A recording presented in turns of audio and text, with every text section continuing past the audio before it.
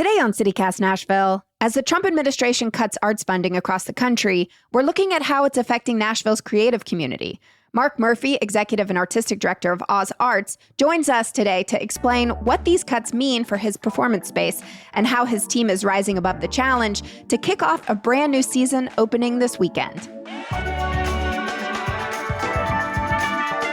It's Tuesday, October 21st. I'm your host, Marie Cecile Anderson, and this is what Nashville's talking about.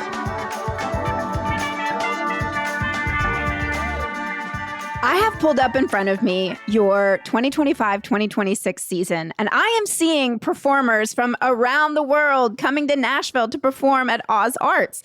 Like, just looking at this list, I see people from Chile, Spain, Japan, Australia, South Africa, Switzerland. My goodness, where did the funding to bring artists from 6 continents come from? Well, we have a roster of donors, individuals and foundations that help support us. But we also try to leverage support from international sources.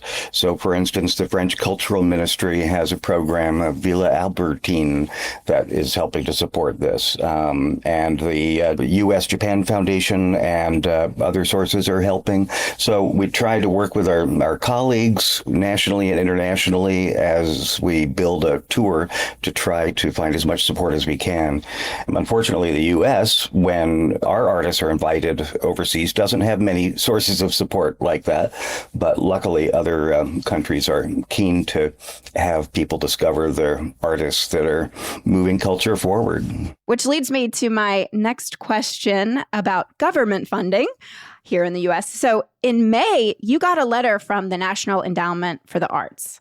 What did it say?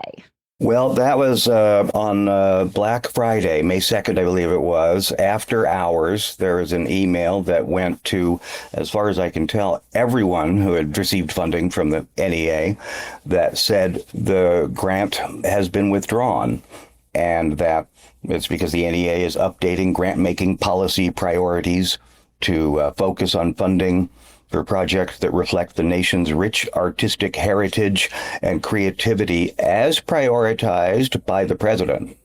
And what we've come to learn, since then is that, in fact, significant amounts of funding have been diverted from the National Endowment for the Arts and the National Endowment for the Humanities, about $17 million from each, to go towards another initiative called the Garden of Heroes, I believe it is called, which is a sculpture garden that Trump, the developer, wants to create with sculptures commissioned that represent Johnny Appleseed and Billy Graham and Alex Trebek? Alex Trebek, in fact, yes, wow. Who's, I believe, is actually Canadian.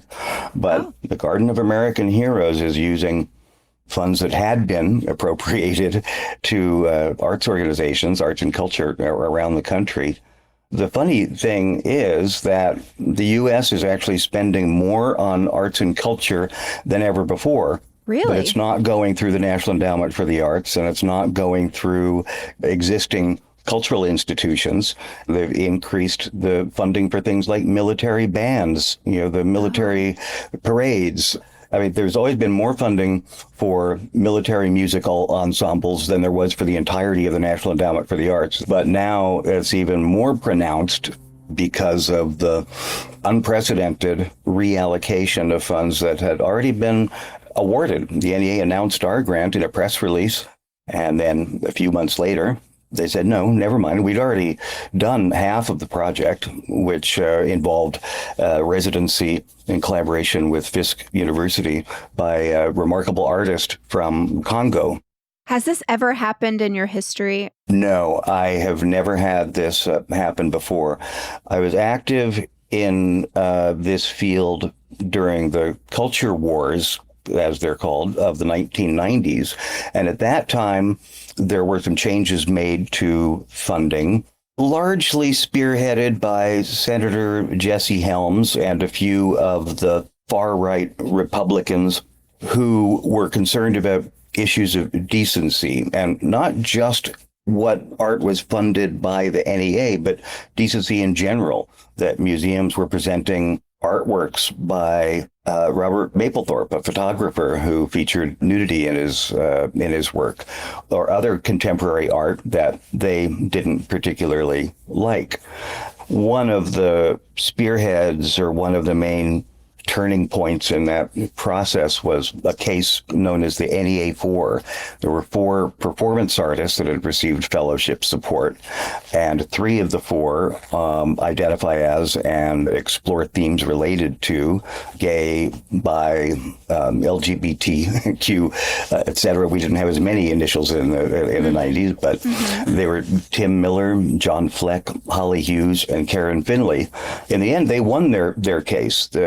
The court determined that the NEA needs to follow the recommendations of its panels because they are following the criteria that was put out in the call for proposals and applications, and that you can't then change the criteria. Essentially, the call for proposals represents a legally binding relationship between an applicant and a funding agency. 4 years later, the Supreme Court overturned a portion of that, saying that community standards of decency can be taken into consideration in the final grant awards. Do the current cuts seem to have any morality or decency concerns? The issue is different because it was initiated as part of the DOGE process, which was focused on reducing funds. However, the letter, the email withdrawing the funds, never mentioned that particularly. But at the same time, they also added some unusual language to the sort of NEA standards, or to the agreement that the work supported by the NEA cannot promote gender ideology, which they further defined as any suggestion that there's more than 2 sexes, male and female. And the other point was that it cannot promote diversity, DEI, basically. However, there's no law that would hold up that provision, so they can only refer to the existing civil rights laws, which in fact do not have any bearing on the issue, what they were calling for. However, the gender ideology issue was challenged in court successfully, and it was determined to be unconstitutional because the First Amendment doesn't allow you to prioritize one ideology over another. Well, let's put a number on it. How much of the federal budget was going to the arts in the first place? It's increased a bit over the years, but it is still with a budget of about $200 million, just over that. And the grant-making portion of that is about $160 million. The National Endowment for the Arts represents about 0.003% of the federal budget. That is the equivalent of, if the federal budget was the front page of the New York Times, then the NEA's portion would be about the size of a comma. How much funding did you lose, and how much of your budget was that? OzArts had been awarded a grant of $45,000, which may not sound like a lot in the big picture because our budget at that time was about $2.5 million, so it represents less than 1%. However, it is also an important sort of seal of approval or recognition of exemplary work, because the National Endowment for the Arts awards are reviewed by experts in the field and are, quite a coup. And this was the largest grant that OzArts had received, and was the largest one to any single organization in the state of Tennessee. There were some larger ones for re-granting purposes, to institutions or arts councils that distribute funds to multiple organizations. But we were very excited about it, and it's a shame because there's also reason to believe that a grant that's currently under consideration and is pending, it may also be unlikely to be funded due to these changes, and because virtually every program head within the NEA left. We don't know who's there. We don't know what criteria they're using. So you don't know who's judging these grants now? No. Wow. I can imagine that the process of selecting panelists might be a little bit different than it has been if indeed, the staff has changed. But after the head of the programs for dance and for theater and for music and for virtually everything at the NEA changed, I can only imagine that new people will be in those positions and they will pick panelists perhaps as arbitrarily as Donald Trump chose new board members for the Kennedy Center.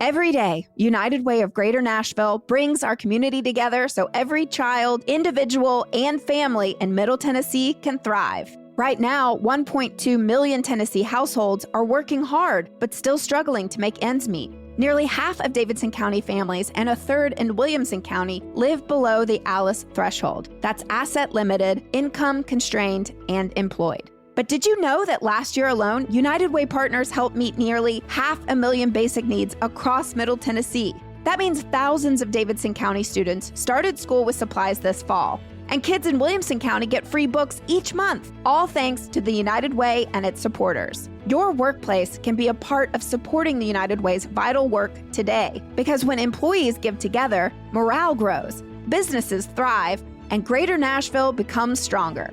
Learn how your workplace can help at unitedwaygreaternashville.org/workplace-campaigns.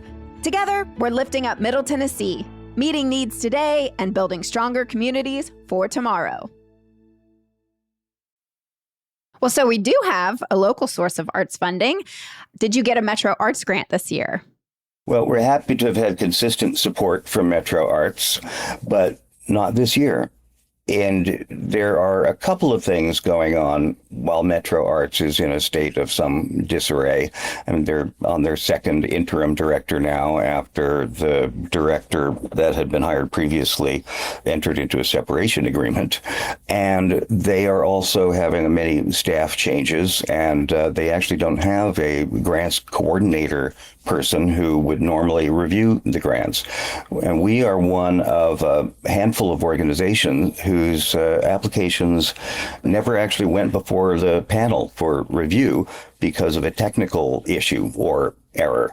In our case, it was the sort of error that at most other agencies and previously at Metro Arts would be simply corrected when it was reviewed.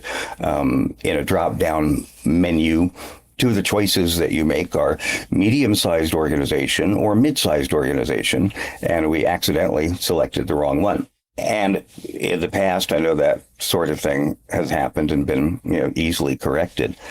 And I don't know that there's much to be done to change that in the current round, because in fact, yes, there was an error.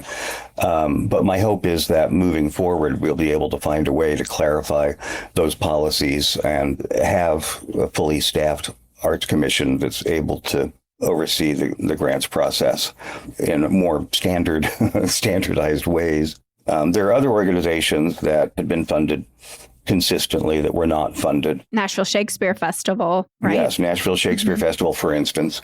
And they're after having exemplary scores from all previous panels, they were deemed to be below the line of pass-fail.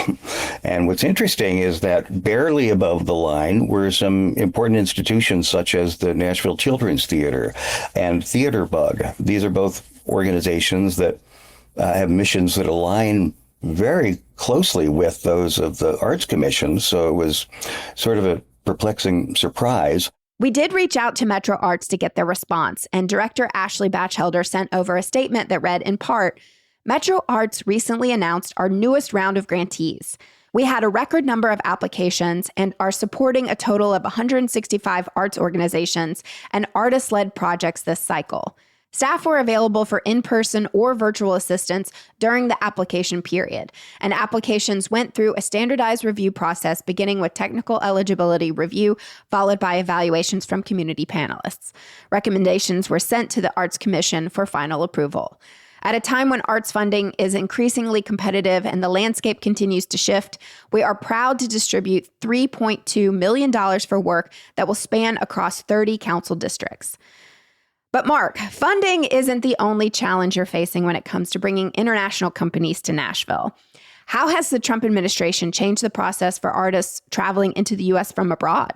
Well, we don't know yet. What we do know is what the impacts are of the first Trump administration, which has presented some real challenges, which are further compounded by the current Trump administration, which has made very severe cuts in staffing to the State Department and to embassies around the world, which has caused significant delays.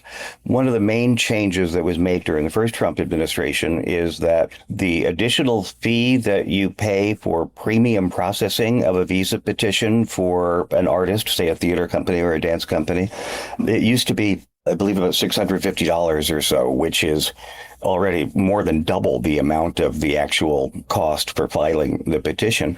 But that changed to $2,800. Oh, my gosh. And that was a change that was made after the first version of the budget bills that increased tax deductions for the wealthiest people and corporations. And yet, because of the changes to the delays and the staffing, you almost have to do premium processing because you can't submit a petition for an artist to come into the U.S. until within 6 months of their entry date. So you can't apply a year before. Yet there are many cases where the Department of Homeland Security did not reply within 6 months. So people have had to pay an extra $2,800 per petition. And for most groups, there's two petitions because you have one for the performers and one for any technical personnel or essential support personnel, as they call it. So it can be very quickly an additional $5,600 plus the urgency of the timing. In some countries, the wait time just to get an appointment for the visa interview, which comes after the visa petition has been approved, is 5 or 6 months. So it's a catch-22, and it's very expensive. It's now quite common that even for say a 5 or 6 person musical group or a theater group, it can cost nearly $12,000 to get the visas. So who's covering those costs? Is it you or the company? In the case of our upcoming presentation of a theater group from Chile, Teatro Cinema from Santiago, Chile, that was a 3-city tour at one point, but due to budget cuts in various cities, it's now just Oz Arts. And so we had to bear the cost of that, which is significant, but somehow I'm even more determined than ever to not go the easy route and just cancel things. It just seems so important that we continue to experience voices from around the world.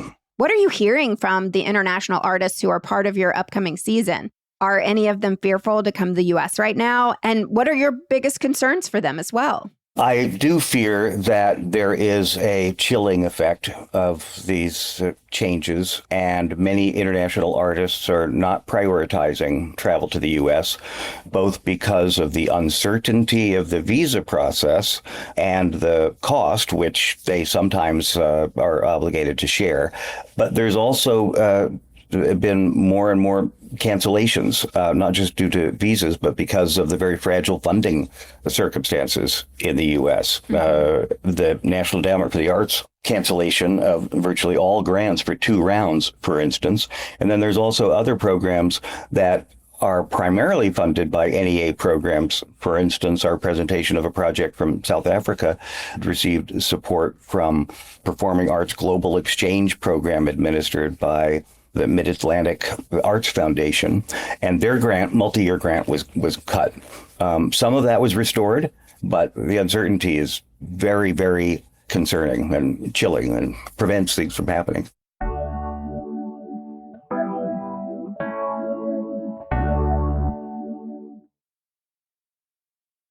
You mentioned before it's important for your organization to bring these international voices to Nashville. Some of our listeners might be at home thinking, why go through all that trouble? Let's just present American plays that, as the NEA letter said, reflect the nation's rich artistic heritage. Well, I think it's very important if we are interested in and curious about finding new ways to tell a story, new ways to express an idea, that we look outside of our comfort zone and that we look to voices from other parts of the world and artists who are inventing new forms. It's not all dominated by the language-based theater, for instance. There are other forms, multimedia and visual theater forms, dance theater forms that are fascinating. And there's also great value in examining our own human condition and what we're going through the eyes of others.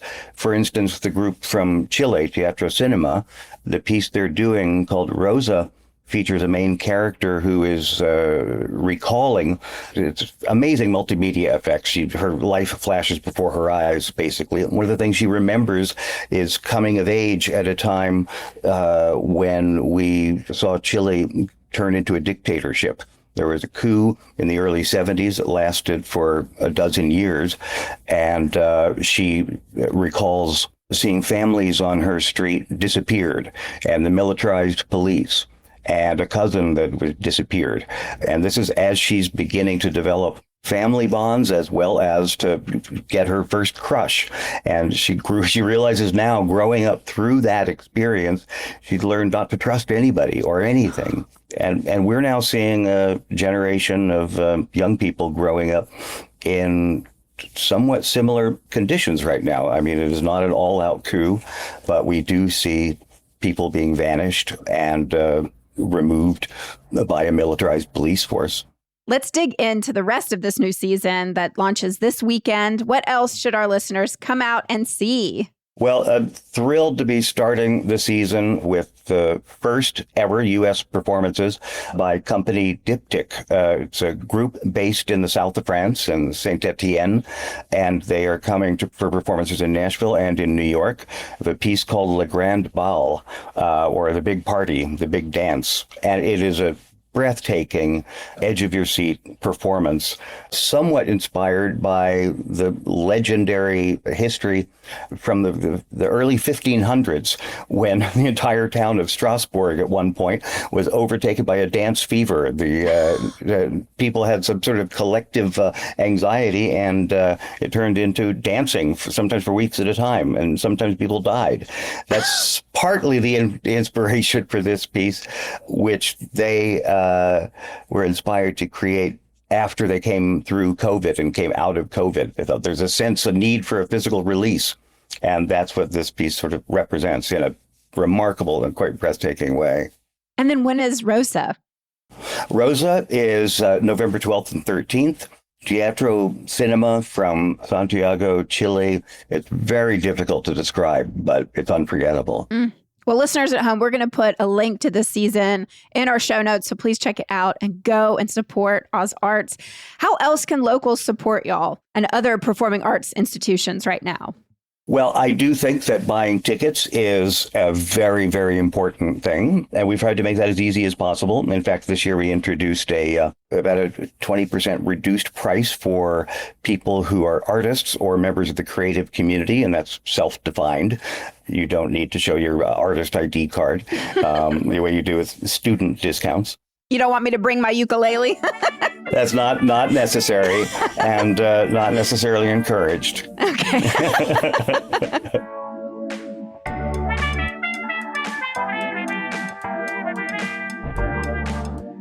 That's all for today here on CityCast Nashville. And don't forget, you can support this show and get great perks by becoming a CityCast Nashville neighbor at membership.citycast.fm. If you enjoyed the show, why not tell your friends? Rate the show, leave us a review, and subscribe to our Hey Nashville newsletter. We'll be back tomorrow morning with more news from around the city. Toodles!